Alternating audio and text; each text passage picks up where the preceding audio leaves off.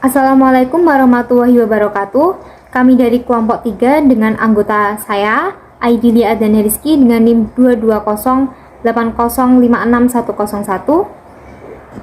Perkenalkan, saya Ajeng Kusmastuti dengan NIM 22080560091 kelas PM 2C. Saya Farida Rihadatul Ais dengan NIM 2208056104. Assalamualaikum warahmatullahi wabarakatuh. Perkenalkan, nama saya Rahmatul Aini. Saya dari PM 2C dengan NIM 22080561106. Saya Karimatul Khofifah dengan NIM 22080561107. Perkenalkan, nama saya Bayu Haji Saputra dengan NIM 22080561111. Di sini kami akan mempresentasikan hasil diskusi kami mengenai organisasi kurikulum, model organisasi kurikulum, dan jenis organisasi kurikulum.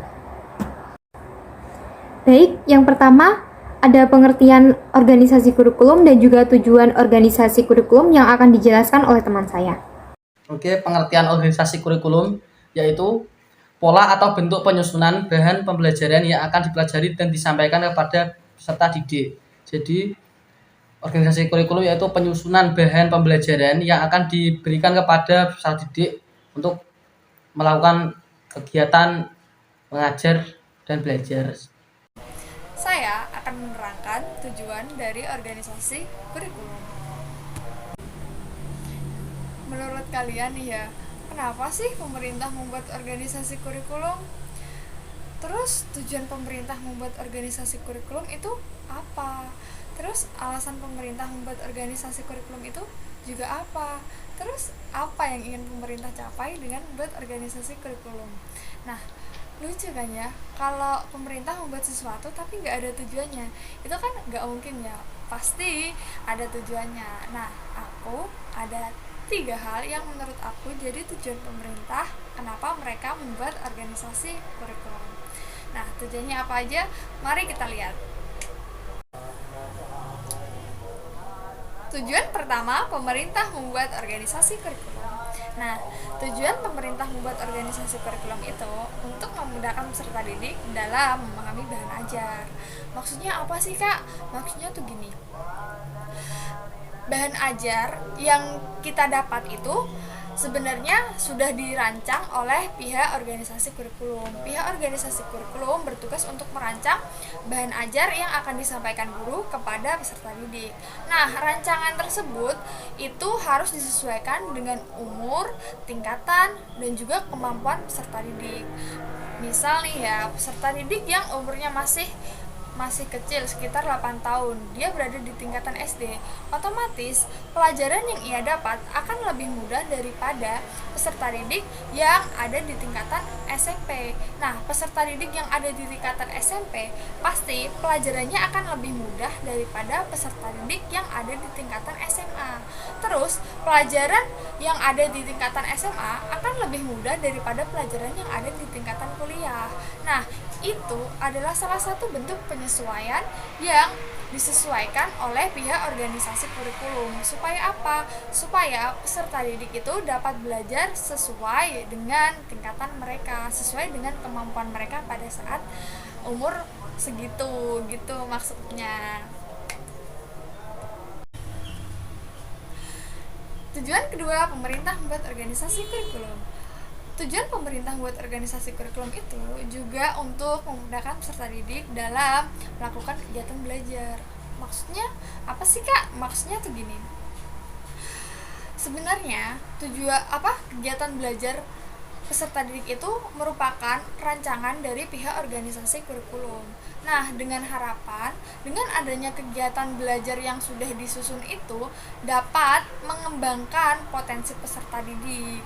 Nah, itu juga kegiatan belajarnya itu juga harus kegiatan belajarnya itu sudah disesuaikan oleh pihak organisasi kurikulum sesuai dengan umur, sesuai dengan tingkatan, dan juga sesuai dengan kemampuan. Jadi peserta didik dapat berkembang sesuai dengan tingkatannya dan juga sesuai dengan kemampuannya. Tujuan ketiga, pemerintah membuat organisasi kurikulum. Nah, pemerintah membuat organisasi kurikulum itu juga memiliki tujuan untuk memudahkan peserta didik dalam mencapai tujuan pendidikan secara efektif dan optimal.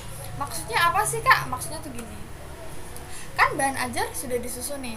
Diharapkan peserta didik itu dapat memahami bahan ajar tersebut secara efektif dan secara optimal. Jadi, ketika peserta didik sudah memahaminya secara efektif dan optimal, otomatis tujuan dari pendidikan itu akan tercapai. Terus, kalau kegiatan belajar juga sudah dilakukan secara efektif dan optimal, otomatis mereka akan mencapai tujuan belajar. Nah, gitu. Oke, sekian penjelasan dari saya. Terima kasih. Selanjutnya ada model organisasi kurikulum. Yang pertama ada kurikulum subjek akademis, yang kedua ada kurikulum humanistik, dan yang ketiga ada kurikulum rekonstruksi sosial, dan yang keempat ada kurikulum teknologis. Yang pertama ada kurikulum subjek akademis. Kurikulum subjek akademis bersumber dari pendidikan klasik yang berorientasi pada masa lalu. Semua ilmu pengetahuan dan nilai-nilai telah ditemukan oleh para pemikir masa lalu. Kurikulum ini lebih mengutamakan isi pendidikan. Kurikulum subjek akademis tidak hanya menekankan pada materi pembelajaran saja. Secara berangsur-angsur mengalami perkembangan tidak hanya pada isi pembelajaran, tetapi juga memperhatikan proses pembelajaran tersebut. Ada 3 pendekatan dalam pengembangan kurikulum subjek akademis. Yang pertama, melanjutkan pendekatan struktur pengetahuan. Nah, dalam hal ini, murid-murid tidak hanya mengingat materi pelajaran saja, tetapi juga belajar bagaimana memperoleh materi pelajaran dan mengujinya berdasarkan fakta-fakta yang ada. Dan yang kedua, ada studi yang bersifat integratif. Semua mata pelajaran yang didasarkan pada fenomena-fenomena alam dan juga masalah-masalah yang ada di sekitar. Kemudian, dalam hal tersebut dikembangkan menjadi model kurikulum yang berintegrasi. Dan yang ketiga, materi yang diajarkan itu tetap menekankan menulis, membaca, dan memecahkan masalah-masalah matematis. Sedangkan pelajaran seperti ilmu alam, ilmu sosial, dan lain sebagainya itu dipelajari tanpa menghubungkan dengan masalah yang ada dalam kehidupan. Yang kedua ada kurikulum humanistik. Kurikulum humanistik ini dikembangkan oleh para ahli pendidikan humanistik. Aliran ini lebih memberikan tempat utama kepada siswa. Siswa merupakan subjek yang menjadi pusat kegiatan pendidikan. Kurikulum humanistik ini menuntut hubungan emosional yang baik antara guru dengan murid.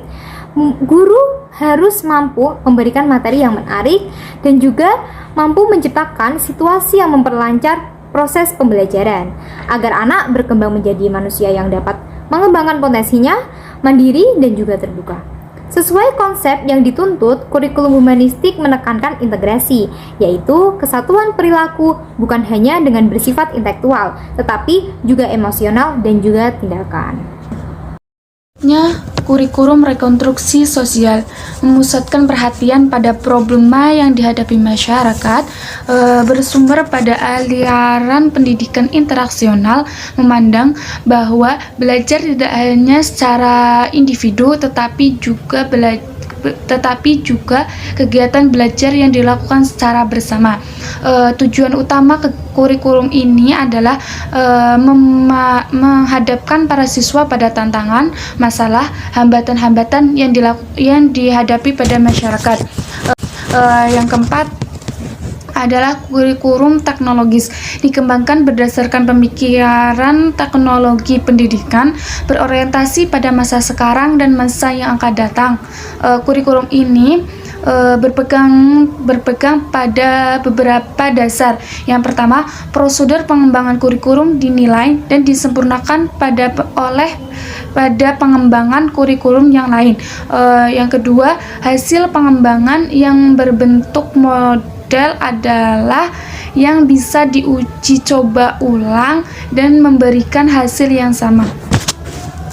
Yang ketiga ada jenis organisasi kurikulum. Menurut S. Nasution, jenis organisasi ini dibagi menjadi 3 tipe. Yang pertama yaitu correlated curriculum, yang kedua yaitu separated subject curriculum, dan yang ketiga ada integrated curriculum. Untuk yang pertama ada correlated curriculum yang biasa disebut dengan kurikulum gabungan. Seperti artinya correlated yang artinya gabungan, berarti mata pelajaran jenis ini menggabungkan antara mata pelajaran satu dengan mata pelajaran yang lainnya. Akan tetapi tidak melupakan karakteristik dari mata pelajaran tersebut. Yang pertama, berbagai mata pelajaran itu digabungkan menjadi satu. Yang kedua, merelevansikan pelajaran dengan permasalahan kehidupan sehari-hari. Yang ketiga, menyesuaikan pelajaran dengan kemampuan dan minat para siswa. Yang keempat, metode yang digunakan ini adalah metode korelasi. Manfaat correlated curriculum. Yang pertama, mata pelajaran lebih mengutamakan pengertian ketimbang pengetahuan berdasarkan fakta-fakta. Yang kedua, memungkinkan siswa menggunakan pengetahuannya dengan lebih fungsional. Yang ketiga, yaitu menambah minat siswa. Yang keempat, pengertian siswa itu lebih mendalam. Yang kelima, yaitu memberikan pengertian yang lebih luas karena diperoleh dari pandangan dari berbagai macam sudut. Yang keenam, ada korelasi memajukan pengetahuan para siswa. Yang kedua, ada separated subject curriculum yang biasa disebut dengan kurikulum berdasarkan mata pelajaran. Jadi, kurikulum mata pelajaran ini disajikan dalam mata pelajaran yang terpisah-pisah. Jadi, mata pelajaran yang disajikan itu menjadi sedikit ruang lingkupnya. Jumlah mata pelajaran yang diberikan juga bervariasi tergantung jenis dan sekolah tersebut. Kurikulum jenis ini dikatakan kurikulum tertua karena ada pada tahun 1968 hingga 1975. Ciri-ciri separated subject curriculum yang pertama ada berbagai mata pelajaran yang disajikan itu secara terpisah dan berdiri sendiri. Yang kedua ada hanya bertujuan pada penguasaan ilmu pengetahuan dan mengabaikan sejumlah aspek dan tingkah laku. Yang ketiga ada tidak didasarkan pada kebutuhan minat dan masalah yang dihadapi para siswa. Yang keempat, pendekatan metodologi mengajar yang digunakan adalah sistem penuangan atau imposisi. Kelima, guru berperan aktif dalam metode ini dan siswa sama sekali tidak dilibatkan dalam perencanaan kurikulum tersebut. Manfaat separated subject curriculum. Yang pertama, bahan pelajaran yang disajikan yaitu secara logis dan sistematis. Yang kedua, sederhana, mudah dilaksanakan, mudah dinilai, dan mudah direncanakan. Yang ketiga, kurikulum jenis ini juga sudah dipergunakan dalam perguruan tinggi. Kurikulum jenis ini juga sudah menjadi tradisi, lebih mudah digunakan oleh guru dan lebih mudah Yang ketiga, integrated curriculum atau kurikulum terpadu. Dalam kurikulum terpadu ini, mata pelajaran dipusatkan pada suatu masalah atau unit tertentu. Dengan adanya bahan pelajaran diharapkan dapat terbentuk pribadi siswa yang sesuai dengan lingkungan masyarakat. Oleh karena itu, hal-hal yang diajarkan di sekolah harus disesuaikan dengan situasi, masalah, dan kebutuhan kehidupan di luar sekolah. Ciri-ciri kurikulum terpadu ada 7. Yang pertama, dalam pengajarannya terdapat beberapa jumlah mata pelajaran yang sejenis. Yang kedua, pelajaran berpusat dari core subject yang kemudian diuraikan menjadi sejumlah pokok bahasa. Yang ketiga, berdasarkan tujuan kurikuler dan tujuan institusional yang telah digariskan. Yang keempat, sistem penyampaian bersifat terpadu. Yang kelima, guru berperan selaku guru bidang studi. Yang keenam, minat, masalah, dan serta kebutuhan siswa dan masyarakat dipertimbangkan sebagai dasar penyusunan kurikulum, walaupun masih dalam batas-batas tertentu. Yang ketujuh, dikenalkan berbagai jenis bidang studi. Bentuk kurikulum terpadu ini dibagi menjadi 3. Yang pertama, kurikulum inti atau core kurikulum, yang bertujuan untuk mengembangkan integrasi, melayani kebutuhan, meningkatkan keaktifan belajar, dan hubungan antara kehidupan dan belajar siswa. Yang kedua, kurikulum yang berlandasan pada proses sosial dan fungsi kehidupan. Yang ketiga, kurikulum yang berpusat pada kegiatan dan pengalaman. Adapun manfaat kurikulum terpadu ini adalah segala sesuatu yang dipelajari dalam unit berhubungan sangat erat, sangat sesuai dengan perkembangan modern tentang belajar, memungkinkan adanya hubungan antara sekolah dan masyarakat. Sesuai dengan ide demokrasi di mana siswa dirangsang untuk berpikir sendiri, bekerja sendiri, dan memikul tanggung jawab bersama, dan serta bekerja sama dalam kelompok. Penyajian bahan disesuaikan dengan kesanggupan atau kemampuan individu, minat, dan kematangan siswa, baik secara individu maupun secara kelompok. Cukup sekian presentasi dari kelompok kami. Bila ada kesalahan, mohon dimaafkan. Terima kasih. Wassalamualaikum warahmatullahi wabarakatuh.